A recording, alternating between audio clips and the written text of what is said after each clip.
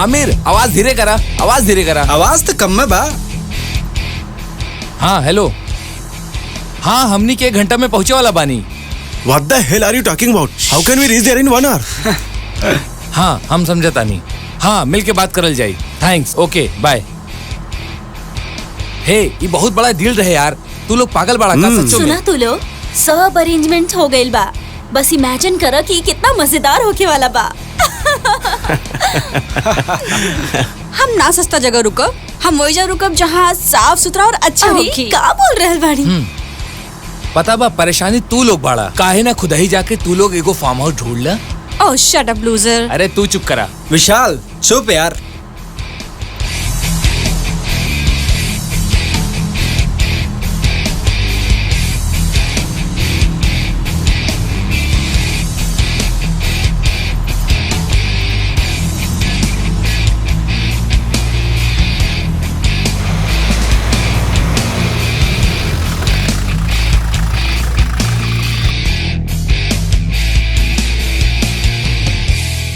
कब्रिस्तान? वाह क्या बढ़िया जगह बा यार। एमे अमेजिंग का बा यू इडियट। वो देखे खातिर आंख चाहिए और दिमाग भी, और वो दोनों तुम्हारे पास नहीं खे। और एमे तो हर कसूर भी ना बा, काहे कि मॉडल्स के लगे दोनों चीज के कमी होला। सैम मजाक उड़ावल बंद करा। और ये रहे तो हर परफेक्ट फार्म हाउस, कब्रिस्तान। हमके का पता रहे? अब पता चलल किराया इतना कम काहे बा। कबो ना दिमाग भी इस्तेमाल चुप कर करा लेवा करा। किताबी कीड़ा। यार हमरा के यहाँ रहले में कोनो दिक्कत नहीं, जगह दिक्कत बा वो वापस चल जा। हमका तो कोनो प्रॉब्लम नहीं खे।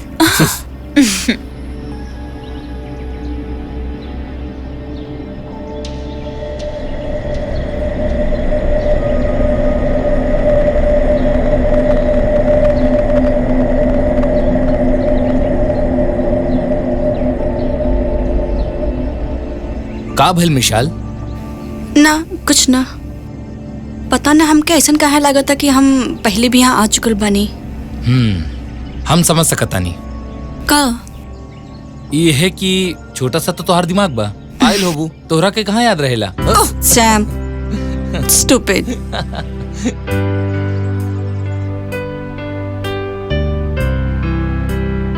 ठीक है बा, लेकिन लागत बा कि बहुत अरसे से बन रही। बाकी हमनी के का यार, हमनी खातिर तो ये जगह बिल्कुल परफेक्ट बा। काहे मिशाल? हाँ नाइस बा। ओके गाइस, ता रूल ई है कि साफ सफाई के ध्यान रखिए और हमके केहू परेशान ना करी।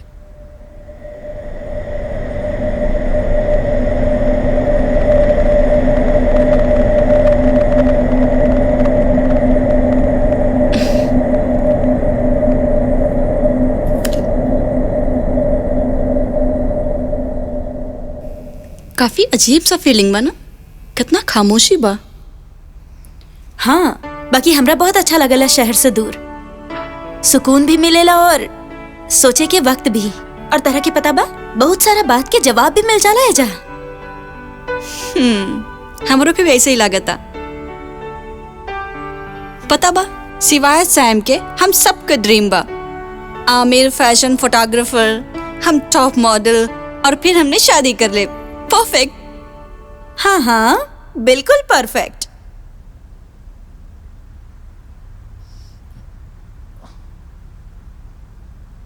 तू लोग इतना बोरिंग काहे बाड़ा?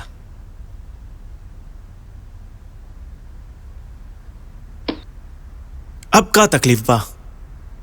तू तो हर समय किताब ही पढ़त रहेला या कोनो फिजूल से पेंटिंग बना लेबा, जो कि एगो 10 साल के बच्चा भी बना लेला। और मिस्टर फोटोग्राफर या कोनो मूर्ति के फोटो लेवे ले या फिर मसाल के। नहीं तो का तोर जैसन लोगों ने खींची। एनीवेज, कल रात एजा से थोड़ा दूर हमारा दोस्त के फार्म हाउस पे पार्टी बा। का सीन है? सैम तोहरा के जिंदगी में पार्टी के अलावा और कुछ करे के बा? हम तो कल रात पार्टी में जाता नहीं। तू लोगन के आवे के बा तो आ जाइए।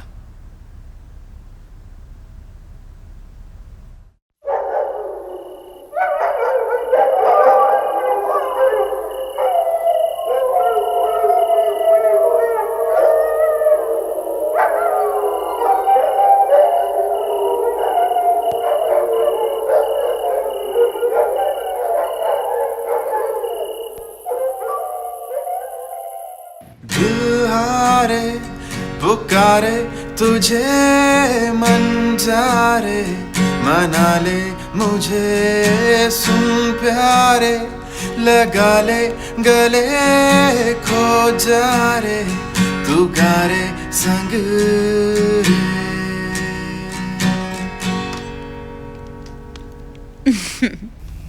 बहुत बकवास। सैम, ऐसा कोनो काम तो होई जो तोहरा कावत हुई। हाँ आवेला ना। I enjoy my life. तू लोगन की तरह जिंदगी खराब ना करत तानी। Sam, you need to grow up. And you need to loose up beautiful. यार यहाँ तो दूर दूर तक कुछ ना बा। एक गैस स्टेशन बा, वो भी 8 किलोमीटर दूर बा।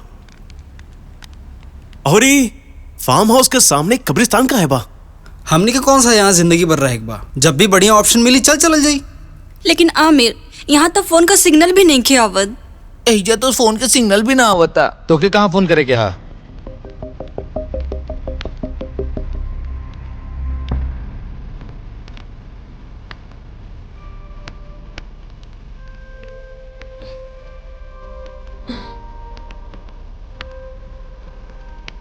सैम, तू कब्बो तो सोच के बोलल करा। ऐसा का कह देनी हम? शट अप, हम देखा तानी। रुक, हम जाते हैं। व्हाट?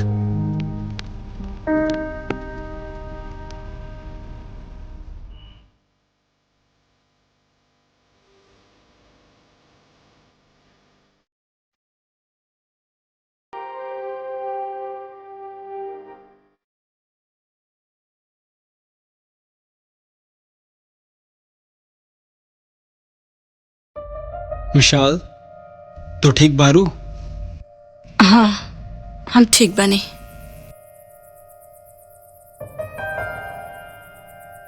देख, तू सैम के जाने ना, वो कुछ बोलेला। ठीक है तो कहा तने हो। हम केकरा के कॉल करब? हमार के बा। विशाल, का मजबूरी रहे आमिर? ऐसा कौन मजबूरी रहे हमारे माँ बाप के कि वो अपन 3 साल के बेटी अनजान लोगों को दे देले और फिर कबो कांटेक्ट करने का कोशिश भी ना करले। हम तो ये भी ना जाने नहीं कि हम के हैं। हमरा के सच में नहीं के पता कि हम के हैं। विशाल,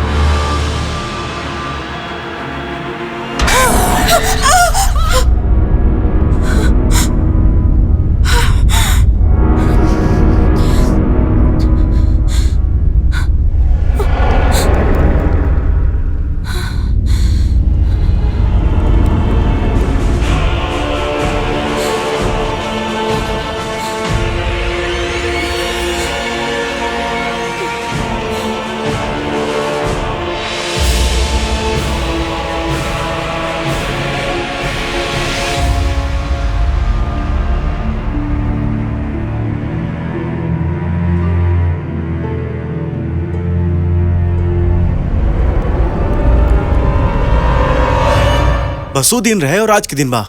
सारे क्लास फेलोज हमरा के जीनियस कहनी, हालांकि उनका इन्हें के पता कि ऊ टेस्ट तो इंटरनेट से उठौनी। रिदा, तोरा के का भइल? रिदा, का? इतना खामोश खामोश काहे बैठल बाड़ू? हम रात के एगो अजीब सा सपना देखनी। ओहो, ख्वाब आइल रहल बेबी के? बेबी डर गई, सुला दी। स्टॉप इट आमिर, देखत नहीं का वो अपसेट बा। अच्छा चलो बताओ, का देख ले लू ख्वाब में? कहीं हमारा कितना ही देख ले लू? काश कबो हमो रउआ के ख्वाब में आई। शट अप गाइस, और कुछ ना देखनी हम।